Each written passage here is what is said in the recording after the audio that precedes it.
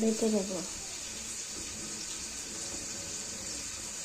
বেটে নেব আলু আর ডিম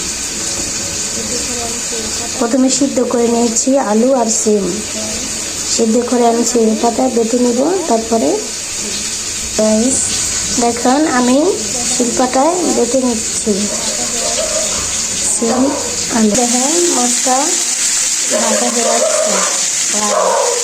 আমি একটু উল্টে দিলাম, একটু ছেড়ে দিলাম। একটু ধোয়া আসলে একটু পাড়া দেওয়া হয়ে গেলে নামিয়ে ফেলবো। এই পর্যায়ে আমার বাটা ডান এগুলো আমি শিলপাতা বেটে নিয়েছি। এখন আমি তেলে বাগার দিয়ে নেব।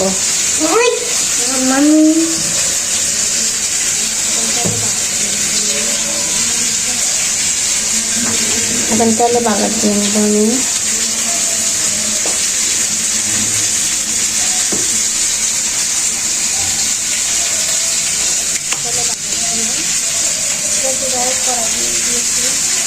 তেলে বাগার দিয়ে চুড়ায় কড়াই দিয়ে দিয়েছি মাছ বোনা করার জন্য।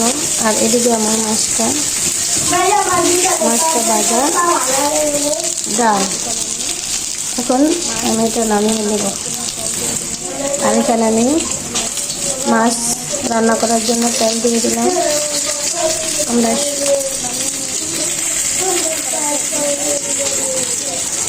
নামিয়ে নিয়েছি এই কড়াইতে। এখন আমি ভর্তাটা বাগার দিয়ে দিলাম। আমি হালকা রসুন কুচি দিয়ে দিয়েছি, সাথে এরপর যে মাছ রান্না করবো এখানে